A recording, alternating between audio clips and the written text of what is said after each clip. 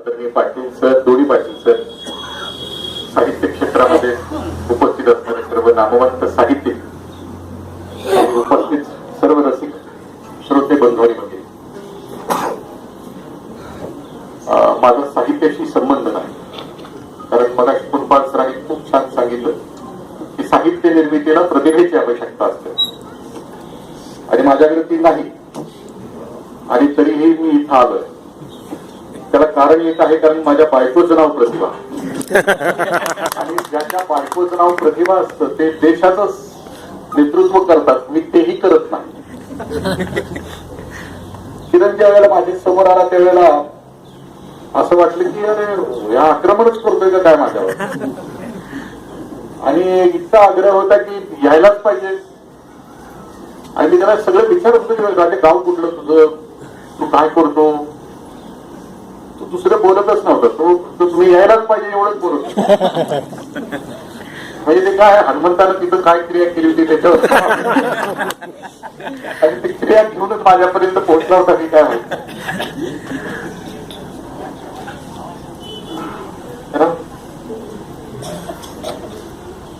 साहित्यिकांच्या विषयी जन्मापासून माझं प्रेम आहे आणि मला ही माणसं वेगळ्या जगात आल्यासारखी वाटतात. याची जाणीव मला लहानपणी निबंध लिहिताना म्हणजे वाटते. 10 ओळीचा निबंध लिहायला किती त्रास झाला आम्हाला मराठीमध्ये, आणि पानाच्या पानं ही माणसं लिहितात कशी याच्याविषयी माझ्या मनात लहानपणापासून अप्रूप आहे. किरणला जगण्याचा जो संघर्ष केला त्या संघर्षातून किंवा आजूबाजूच्या निरीक्षणातून या कथा आणि साहित्याची निर्मिती केली. माझ्याबद्दल हे काही आलं नाही. मी एका चांगल्या घरामध्ये जन्माला आलो. माझे वडील आमदार राहिले होते 10 वर्ष, पण मला माझ्या जाणीवा समृद्ध होण्यामध्ये सर्वांगांचा आणि माझ्या घराचा संबंध याच्यामध्ये मी खूप समृद्ध झालो. जन्मल्यापासून अण्णांचा संबंध माझ्या घराशी होता. अण्णा सलग मृत्यूपर्यंत माझ्या घरापर्यंत दरवर्षी येत आहे, आणि तो लोक होता आणि ती एक विचारसरणी माझ्या घरामध्ये होती. मी त्या घरामध्ये वाढलो की माझ्यासोबत सगळ्या जाती धर्माची मुलं 50-50, 60-60 मुलं माझ्या वाड्यामध्ये असायची आणि आम्ही एकत्र राहायचो. आणि त्यावेळेला त्यांचं जीवन, त्यांचा संघर्ष ऐकत ऐकत माझी वाढ झाली. जरी जगताना माझ्या वाट्याला ती दुःख, त्या वेदना आल्या नसतील, पण ह्या सगळ्यांचं ऐकल्यानंतरच्या जाणीवा समजल्या मला त्यांच्या सांगण्यातून, त्यांच्या जगण्यातून. आणि नंतर साहित्याचं वाचन किंवा वाचन सांगण्याचे रसिक आहे की चांगला वाचक आहे. सगळ्यांना माहिती आहे की माझं स्वतःच एक 7-8 हजार पुस्तकाचं ग्रंथालय आहे. सगळ्या विचारसरणीची मी पुस्तकं वाचतो, डाव्या उजव्या सगळ्या विचारसरणीची पुस्तकं वाचतो, सगळं संत साहित्य वाचतो. कालपर्यंत ज्या ज्या पुस्तकाची चांगली वर्णन आलेली आहेत ती सगळी पुस्तकं मी वाचत राहतो. मी किरणला म्हटलं म्हणून जे वाचून आलो होतो तो सगळं तूच सांगितलं, आता माझ्या वाट्याला काहीच ठेवलं नाही. जे त्याला सांगायचं होतं तेच मला सांगायचं होतं, पण तेही माझ्या वाट्याला त्यांनी येऊन दिलेलं नाही. माझ्यासमोर प्रश्न पडला की आता बोलायचं. माझी आवडती कथा आणि वातावरण सैल होण्यासाठी आपल्या सगळ्यांच्या मनामध्ये किरणच्या विषयी, त्याच्या साहित्याविषयी जे मत आहे ती माझी आवडती कथा सांगतो आणि मग थोडस पुढच्या गोष्टीविषयी बोलतो. किरण बद्दल, किरणच्या साहित्याबद्दल सुरुवातीपासून किंवा या मंडपातल्या सगळ्यांच्या मनामध्ये जे आहे तेच माझ्या मनामध्ये आहे. आपल्याला माहिती आहे की दक्षिण भारतामध्ये एक दैवत आहे, त्याचं नाव आहे बालाजी. आणि ते बालाजीचं लॉंग फॉर्म असं आहे की बासुंदी, लाडू आणि जिलेबी ज्याच्या घरामध्ये असतं ते सगळे बालाजीला जातात. श्रीमंत लोक असतात ते बालाजीला जातात, आणि ज्याच्याकडे काही नसतं ते माझ्यासारखे जातात, ते पंढरीला जातात. बालाजीला नादब्रह्म असं म्हटलं, बालाजीला धनब्रह्म असं म्हटलं जातं, आणि पंढरीच्या पांडुरंगाला नादब्रह्म असं म्हटलं जातं. ज्याला मुक्ती हवी आहे, ज्याला मुक्ती हवी आहे त्याला पांडुरंगाकडे जावं, आणि ज्याला धन हवा आहे त्याला बालाजीला जावं. मी शासकीय नोकरी करतो, पगारात करतो, त्यामुळे पगारात शक्यतो भागत नाही सरकारी नोकराचं. बऱ्याच वेळेला असं असतं की आमचे पगार कामापेक्षा जास्त आणि अपेक्षेपेक्षा कमी असतात. त्यामुळे आमचं भागत नाही. त्यामुळे पगारातला पहिला आठवडा गरम, दुसरा नरम आणि तिसरा बेशरम असतो. आणि या परिस्थितीत माझ्याही मनामध्ये एकदा आलं की चालायचो आपण बालाजीला, मी बालाजीला गेलो. तिरुमलाला पोहोचलो आणि तिरुमला ते तिरुपती अंतर चालत जायचं ठरवलं. पंढरीला जात असताना वारकरी अंतर सोपं व्हावं, आनंदानं जाता यावं म्हणून पंढरीचा वारकरी जाताना ज्ञानेश्वर माऊली तुकाराम असं म्हणतो. त्याच्या मुखामध्ये नाभ असतं आणि खाली पावले टाकत असतं. तसं बालाजीला तिरुमला ते तिरुपती अंतर चालत जात असताना तिथं सुद्धा गोविंद नावाचा गजर केला जातो. मी ज्या वेळेला गेलो बालाजीला त्यावेळी कोल्हापुरातली एक लक्झरी आली. त्या लक्झरीत एक 65 वर्षाची मावशी होती. तिनं पण आमच्या बरोबर चालायला सुरुवात केली. आम्ही वर चालत असताना आम्ही म्हणायचो गोविंदा, आणि ती मावशी म्हणायची आमचं पण तेच आहे. आम्ही म्हणायचो गोविंदा, ती मावशी म्हणायची आमचं पण तेच आहे. एक तासाभरानंतर तास पिणे सगळे आम्ही थांबलो. त्या मावशीजवळ गेलो. मावशीला म्हटलं मावशी मगाच्या धरणं तुझं बुक. आम्ही म्हणतोय गोविंदा, तू म्हणजे आमचं पण तेच आहे. म्हणजे नक्की काय आहे तुझं? ते म्हणजे बाबा तू जगं नाव घेतोय ना त्या आमच्या ह्यांचं पण नाव तेच आहे म्हणून आमचं पण तेच. किरणच्या विषयी आमच्या सगळ्यांच्या मनामध्ये जी भावना आहे आमचं पण तेच आहे.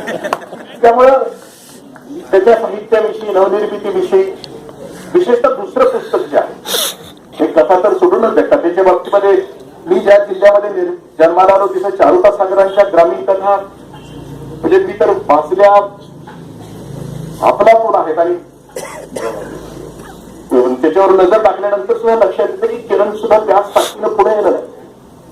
म्हणजे चारुता सागरांची मी नागिन पहिलीच कथा वाचल्यानंतर 1-2 दिवस मला सुधरत नव्हतं की कसं काय ह्या लेखकांना सुचतं.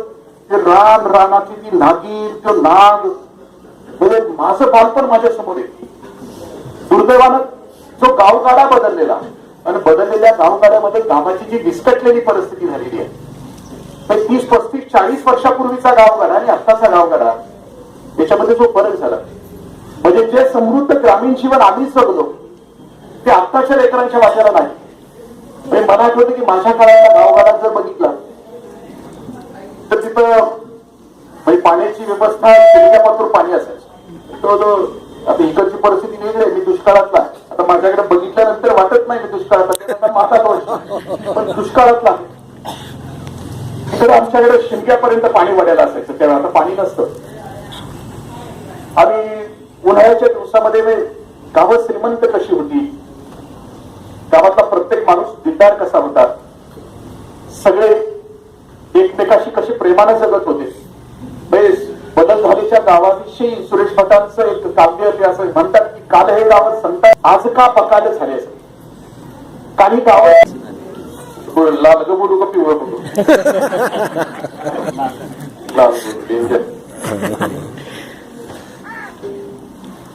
मला आठवतं की लहान असताना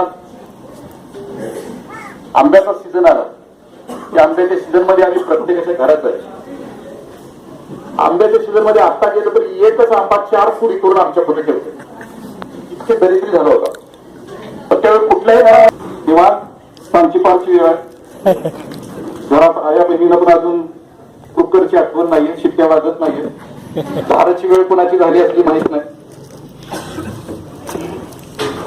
शिवबाचे गप्पा हाणल्याने खालो आपण पूर्वीचं गाव कसं होतं आणि आत्ताचं गाव कसं होतं. प्रत्येकाच्या घरामध्ये गेलं आंब्याच्या सीझन मध्ये पाटीस ठेवली जाते. पैरणी पिवळ्या झालेल्या असायच्या. त्यावेळेचे खेळ सुद्धा आमचे होते सगळे गावगाड्यातले खेळ होते. मला आठवते की विटी दांडू, साधा अबुधाबी खेळायचं झालं तर कापाड एकाचं, चिंध्या दुसऱ्याच्या, वाकळचा दोरा चौथ्याचा आणि ती सुई एकाची. म्हणजे नुसतं अबुधाबी सांचीपारणं खेळायचं झालं तर एक चेंडू तयार करायला आमची दुपार जायची. प्रत्येकाच्या घरात चांडू करायला प्रत्येकाच्या घरात कापाड असायचं. इथे दांडूचं नुसतं दांडू जरी काढायचं झालं तरी रानात दिवसभर हिंडायला लागायचं. बाबळीचं झाड बघायला लागायचं. खंपुऱ्याची फांदी बघावी लागायची. खंपुऱ्याची फांदी वाचावी लागायची. तिला इट्टी पोळायला जागा करावी लागायची. इट्टी समजा फुटली तर रात्री हिंगण मिटक्याचं झाड बघावं लागायचं. त्याचा हिंगण मिटका आणावा लागायचा. तो पाण्यात रातभर भिजायला लागायचा. मग सकाळी तो हिंगण मिटका बाजूला काढायचा. आणि मग दुसऱ्या दिवशी इटी दांडू खेळायला डांबार मारायला. ज्या झकमाऱ्यानं इटी दांडू खेळलाय ना त्याचं कौशल्य सचिन तेंडुलकर पेक्षा 1000 पटी नाही त्याच्या लक्षात येईल, जे खेळलंय त्याच्या लक्षात. कारण डांबार मारायला प्रचंड स्किल लागते, इतकी वर अशी टाकावी लागते आणि जेव्हा दांडू कसं भिर दिशी इतकी बोर जाते आणि मग त्यावेळेला म्हणावं लागतं हे लपाव हिट्टी रिंगी तेरी मेरी चौथा दांडू पिलू पांडू संबू डोळा सट्टाक फटाक येरा पाव दोरा चिट्टी मेरा मिठी चारी घोड पारी गाय डेळत की चूल. हे जे खेळलंय त्याच्या लक्षात येईल की इटी दांडू नावाचा खेळ. मग येरापाव म्हणजे पायावर इतकी ठेवायची वर, दोरा चिट्टी म्हणजे ही 2 बोट, मेरा मिठी म्हणजे मिठी. हा खेळ आणि ग्रामीण भागाशी समरस होत होत आम्ही वाढ.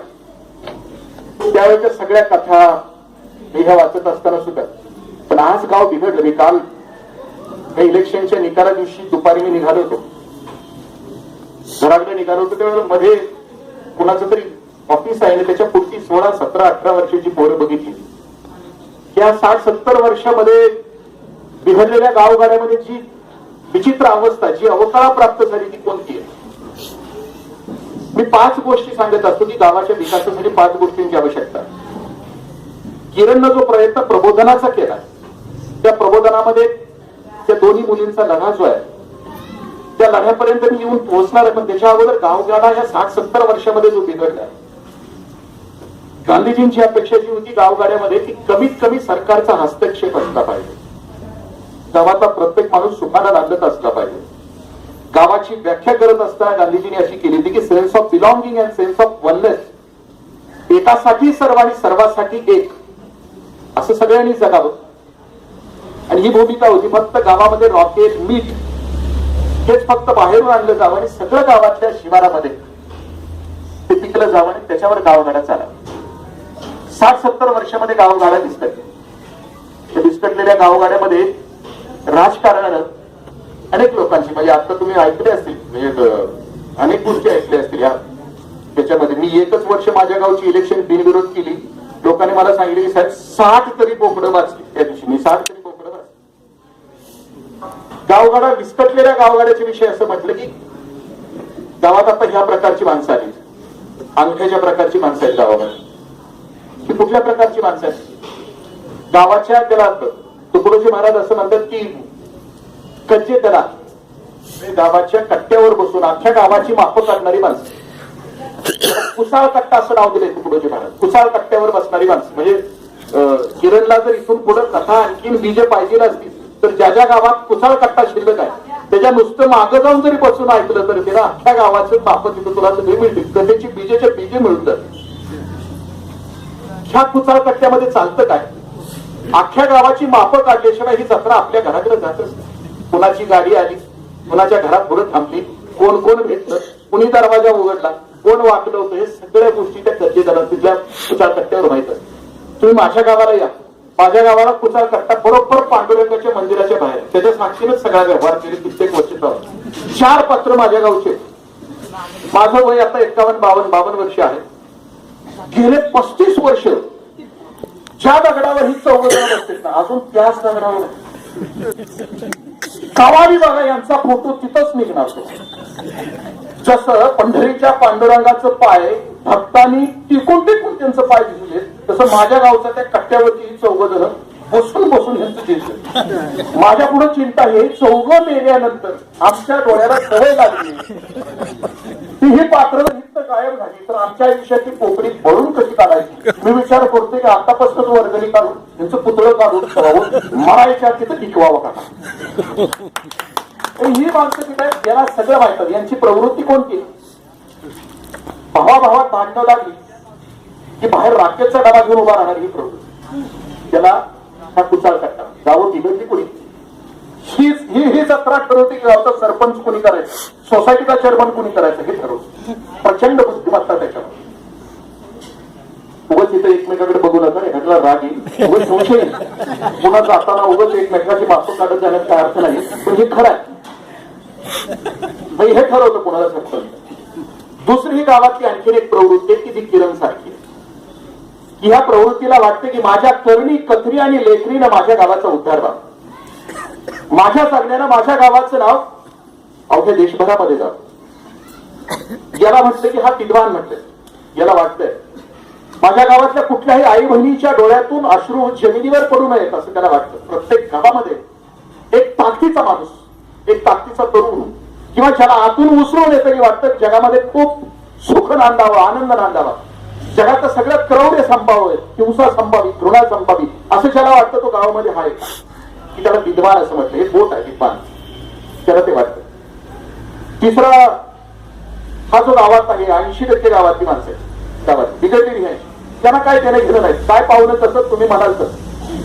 यांचा दिवसाचा जगण्याचा संघर्ष आहे की जो जगण्याचा संघर्ष किरणनं त्याच्या कथातून मांडला.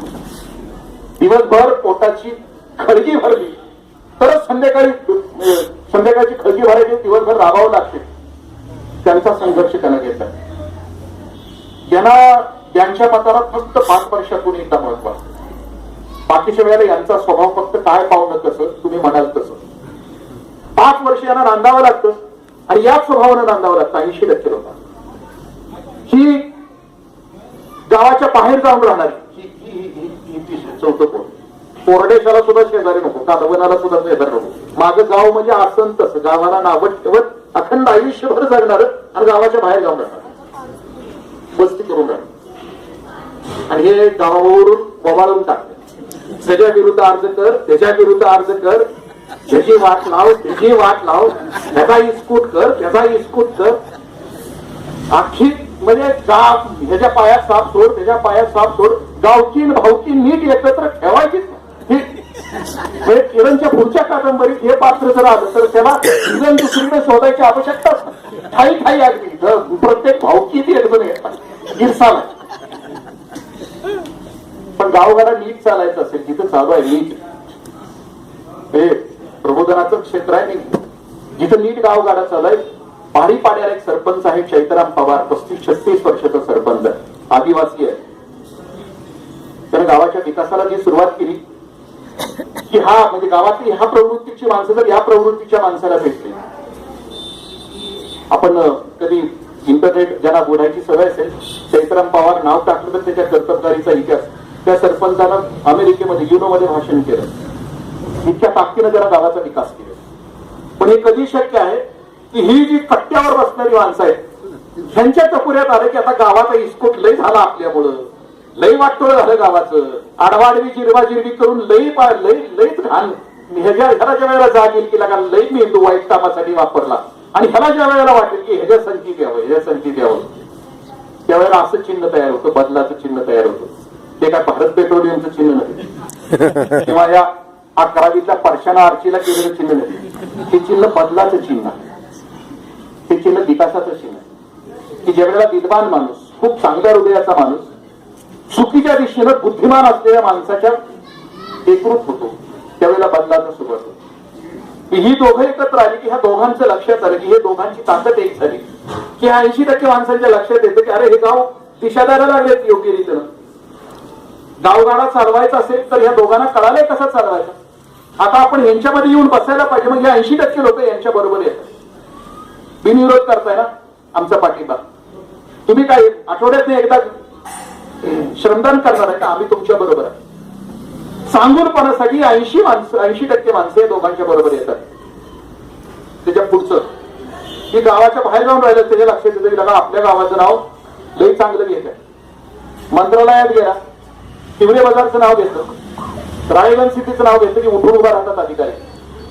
आम्हालाही आनंद वाटतो, आम्हालाही आदर वाटतो की एवढ्या मोठ्या 33,000 खेड्यांच्या महाराष्ट्रामध्ये ह्या 2 गावामध्ये तरी निदान अजून माणुसकी जिवंत आहे.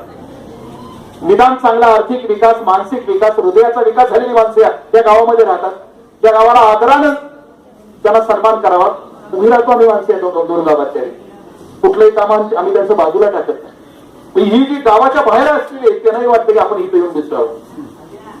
आणि ही जे गावाच्या बाहेरच आहे त्याची काय चालतच नाही. ज्यावेळी ही तिथे सर्व एकत्र यायला वाटतं लागा आपण पुन्हा विरुद्ध अर्ज करून चालणार नाही तर सगळी एक झाली एकासाठी सर्वांसाठी ती एक गावाचा गावगाडा चालणार आहे. पण हे कधी शक्य आहे? मी आता बोलतोय ते प्रत्येकाच्या हृदयामध्ये घुसेल आणि त्याच्या मेंदूतली जी आग आहे आडवाडवी जिरवाजिरवीची ती संपेल. अवघं गाव शरीराने पण आत्मा एक. ज्या रीतीने ज्या वेळेला जगायला सुरुवात करतील त्यावेळेला त्याला त्याच वेळेला शक्य आहे की ज्या वेळेला प्रबोधन होईल. लेखकानं लेखणी कधी थांबवायची नाही, बोलणाऱ्यानं आपली वाणी कधी थांबवायची नाही, करणाऱ्यानं आपली कधी कथनी थांबवायची नाही. हे जर घडत राहिलं तर खूप, कारण पूस बदलायला खूप वेळ लागतो आणि प्रबोधनानं येतो. म्हणजे मी आता 25-30 वर्ष मी व्याख्यान करतो आणि व्यसनमुक्तीची सगळ्याच गोष्टीची करतो, पण वैताग येऊन जातो. कारण सूर्य भटांचं एखादं काव्य असं वाटतं की बोलून पाषाणाची दुनिया बदलली नाही, बहर इथे मी शब्दांची नुसतेच उधळले होते. दगडाची दुनिया बदलतच नाही असं मला वाटतं. प्रबोधनाच्या विषयी मी आणखी बोलतो, मी पुढच्या याच्याकडे बघतो की प्रबोधनानं माणसं वैतागून जात शेवटी. दारूबंदीवर व्याख्यान देणारा प्रबोधन का 2 तास प्रबोधन करायचं, प्रचंड प्रबोधन. रडवायचा माणूस, दारूने संसार इसकटतो कसा, दारूमुळे दुर्दशा कशी होते, 2-2 तास व्याकुळ होऊन भाषण करायचं आणि एक प्रयोग पण करायचा. सप्रयोग तो सिद्ध करायचा. त्यावेळेस दारूवर भाषण द्यायचं असायचं, त्यावेळेस तो खिशातून काही किडे घेऊन जायचा, एक दारूची बाटली घेऊन जायचा. भाषण संपलं की तो स्वप्रयोग अगदी प्रॅक्टिकली लोकांना समजावून सांगायचा. 2 ग्लास घ्यायचा, दोन्ही ग्लासामध्ये एका ग्लासमध्ये तो पाणी ओतायचा, एका ग्लासमध्ये दारू होता. खिशातून नेलेले जिवंत किडे ते दारूच्या ग्लासमध्ये टाकायचे, पाण्याच्या ग्लासमध्ये टाकायचे. पाण्याच्या ग्लासमधले जे किडे असायचे ते जिवंत राहायचे, दारूच्या ग्लासमधले किडे मरून जायचे. मग ते गुरुजी प्रबोधनकार व्याकुळ होऊन म्हणायचे, बघा मी गेल्या 2 तासामध्ये सांगत होतो ते तर दारूनं हाल होतातच, पण शिवाय बघा दारूनं हे किडे सुद्धा मारून टाक. पुढची सगळी दारूच असेल, कारण दारुड्याचं वैशिष्ट्य असतं, हे कशाला पण ही दारू पितात. माझं परंपरा उदाहरण, तेंडुलकरनं सेंचुरी मारली तरी ही जत्रा पिते, तेंडुलकर शल्ल्यावर बाद झाला तरी हे पिते, आणि ग्राउंडवर पाणी पडलं तरी ती त्यातच एक उठून म्हणायचं, होय गुरुजी म्हणूनच आम्ही दारू पितो की दारू पिल्यामुळे पोटातले किडे मरतात. सुरू राहायचं प्रबोधन. 20 वर्ष हीच उत्तर, हेच भाषण, हेच प्रॅक्टिकल, हीच उत्तर ऐकून 20 वर्षानंतर गुरुजींनी त्या दिवशी सांगितलं, डिक्लेअर केलं हे माझं शेवटचं भाषण, आता बोलणारच नाही, प्रबोधन संपलं, मला आता बोलायचं. आणि त्या दिवशी जाताना 2 बाटल्या घेऊन गेले, एक मिक्सी, एक राम, बॅग 69 आणखी कुठली, आता जे पितात त्यांच्या लक्षात येते ब्रँड कुठला असेल. त्या दिवशी भाषण झालं 2 तास, ताकदीनं भाषण, रडवली माणसं. प्रॅक्टिकल सुरू झालं. प्रॅक्टिकल सुरू झाल्यानंतर पुन्हा तेच उत्तर, हो गुरुजी म्हणूनच आम्ही तिथं दारूमुळे पोटात. दोन्हीच्या दोन्ही बाटल्या गुरुजींनी तोंडाला लावल्या, गटा गटा गटा सगळ्या बाटल्या पिऊन टाकल्या. सगळी पुढची माणसं. गुरुजी आयुष्यभर प्रबोधन केलं आणि स्वतःच काटा दौर केला. ते म्हणजे माझ्या डोक्यात जो प्रबोधनाचा किडा आहे तो एकदा थांबावा म्हणून मी. पण प्रबोधन हे कधी होतं, म्हणजे किरणजी तळमळ मांडले स्त्री भ्रूण हत्या. ते आपल्याला स्त्री भ्रूण हत्याविषयी एक चित्रपटाचं नाव घेऊन आपण बघू, बघता आलं ते बघा. त्या चित्रपटाचं नाव आहे की वुमन विदाउट नेशन. ही बोनी कपूर नावाच्या माणसाने 1.5 तासाची फिल्म. त्या गावातल्या सगळ्या मुली सांगतात, एकच मुलगी शिल्लक राहील. आणि मग लक्षात येतं की ज्यावेळेला स्त्रीच संपते त्या गावाची त्यावेळेला काय हाल होतो. ही फिल्म बघितल्यानंतर 8 दिवस जर तुम्हाला झोप आली तर तुम्ही माणूस नाही. आपल्याकडं भ्रूण हत्या या शब्दाचा अर्थ आम्ही जन्माला यायच्या अगोदर या कुणी मारतोय. पण या देशामध्ये एक राज्य असं आहे, या कायद्याखाली मरू नये, अटक होऊ नये, पण जन्माला आल्यानंतर मुलीला उपवाशी ठेवून मारलं जाईल. आपल्या आजूबाजूला भ्रूण हत्येविषयीचे प्रसंग आपण आठवत असेल आपल्याला. सीपीआर हॉस्पिटलमध्ये 6-1 वर्षापूर्वी आठवत असेल आपल्याला, 3री मुलगी झाली म्हणून त्या आईनं आपल्या मुलीचा टोपड्यानं गळा संपवला, गळात आवडला. तिला इच्छा नाहीये, तिची इच्छा, ती आई क्रूर नाहीये, पण आमच्यासारखा समाज 60-70 वर्ष होऊन सुद्धा ज्या वेळेला लेकीला नाकारतो त्यावेळेला तिने उचललेलं ते पाहून आहे. आम्ही सगळे पुरोगामी सगळे इथं बसलेलो आहोत. मी माझ्या प्रबोधनामध्ये कविता सांगत असतो ती खरं तर त्यातली जी मुलगी आहे ती दुबळी आहे. तर ती दुबळी असलेली मुलगी तिची कविता आहे. फक्त आम्हाला आमच्या हृदयाला स्पर्श करावी प्रबोधनाला आम्ही या किरणचा जो हेतू आहे हे पुस्तक लिहिण्याचा तो आपल्यापर्यंत पोहोचावा म्हणून जी कविता मी वारंवार सांगत राहतो त्यातली ही मुलगी आहे ती दुबळी आहे मला मान्य आहे, पण तिचा जो संदेश आहे तो प्रत्येक आईपर्यंत घरापर्यंत पोहोचावा. या पुस्तकाचा किरणचा जो हेतू आहे जरा 2 मुलींचा त्याच्याविषयी पुढची मी आणखीन एक प्रेरणादायी आपल्याशी गोष्ट शेअर करणार. ही जी कविता आहे कोणी लिहिली माहित नाही, सगळ्यांच्या पर्यंत आपल्याला पोहोचलेली आहे. ती कविता आहे की आपली जी चिंगी आहे ती चिंगी संदेश देते. चिंगीची कविता म्हणून फेमस आहे भ्रूणहत्येमध्ये. ती चिंगी आहे तिचा आता कोणाची चिंगीचं पत्र म्हणून चिंगीचं पत्र माझ्या माहितीमध्ये भर पडली कुऱ्हाडे सरांची आहे आणि ते असं म्हणतात की चिंगीची पत्र. ही चिंगी जी आहे ती गर्भामध्ये आणि 1 तासाभरानंतर तिचा गर्भपात होणार आहे. तिनं एक पत्र लिहिलंय आपल्या आई बाबाला. त्याच्यामध्ये हा लिंगभेद सांगतो, खूप छान लिंगभेद सांगतो. मी देवाचे आभार मानतो की मला देवानं पहिली पोरगी दिली. खरं तर माझ्या वरच्या 3 भावांना मुलीचा आहे आणि मला मुलगी झाल्यानंतर सुद्धा माझ्या घरामध्ये तथाकथित घरामध्ये माझ्या सुद्धा ते वातावरण होतं. मला खूप आनंद होतो की देवाला मला पहिली पोरगी दिली. त्या चिंगीची पत्रामध्ये ती चिंगी असं म्हणते की आई बाबा तुमचं दादावर प्रेम आहे ना, अडचण नाहीये माझी, दादाला चांगलं चुंगलं खायला द्या. मी जन्माला आल्यानंतर आईच्या ताटात बसून खाईल, पण येऊ द्या ना, मला जन्माला तर येऊ दे, मला जग बघू दे.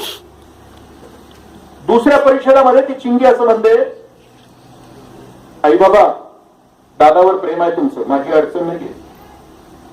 दादाला चांगली चुंगली कपडे द्या, ब्रँडेड शूज ब्रँडेड कपडे द्या, माझी अडचण नाहीये. मी जन्माला आल्यानंतर आईच्या लुगड्याचं परकर पोलकं घालून जगेन, पण मला येऊ द्या, मला जग तरी बघू दे. तिसऱ्या परिषदेमध्ये चिंगी असं म्हणते की आई बाबा दादावर तुमचं प्रेम आहे. दादा खेळायला गेला, खेळताना त्याच्या पायाला ठेच लागली, थेंबर रक्त आलं. दादा अभ्यासाला बसला, अभ्यास करताना पेन्सिलला टोक काढत असताना दादाच्या बोटाला रक्त आलं.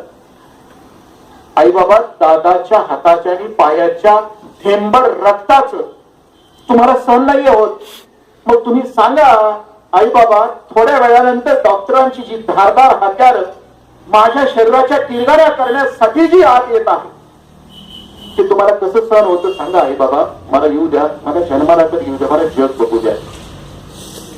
मी ज्यावेळेला ही कहाणी सांगतो त्यावेळेला स्वात नावाच्या पाकिस्तानच्या शेजारच्या खोऱ्यामध्ये एक पोरगी आहे की जिचं नाव आहे युसुफजाई मलाला. ही जी पोरगी प्रचंड दहशतवादाच्या घेऱ्यामध्ये राहते. ती राहत असताना सुद्धा वयाच्या 15व्या वर्षी की ज्या जमातीमध्ये शिक्षण किंवा बाहेर यायचं नाही, स्वातंत्र्य नाही कुठल्याही स्त्रीला, अशा प्रदेशामध्ये दुर्दैवाने तिचा जन्म झाला. आणि एकटी पोरगी वयाच्या 15व्या वर्षी BBC वरून रोज जगाला भाषण देत होती. 15 वर्षाची पोरगी जगाला सांगत होती की स्त्रियांना शिकू द्या, स्त्रियांना स्वातंत्र्य द्या, त्याला त्यांचं आयुष्य जगू द्या, मुक्तीनं जगू द्या. 15व्या वर्षी सांगणारी युसुफजाई मला आठवली की माझ्या गावातली 15-16 वर्षाची पोरं डॉल्बीवर नाचताना झालेला डान्स करताना पोर आठवली की लक्षात येतं की कुठल्या जातीची पोर आम्ही जन्माला घातली. यांना यांच्या आयुष्यामध्ये आम्ही देणार की नाही काही घनीभूत, काही गुणवत्तायुक्त जगण्याची दिशा देणार की नाही. बाप या नात्यानं आमच्या त्या पोरीचा बाप आपल्या शिकवतोय, पोरीला शिकवतोय की पोरी हा स्त्रियांना सन्मानानं जगता आलं पाहिजे, तुझ्यासाठी वाटेल ते करणार. एक बाप आपल्या पोरीला.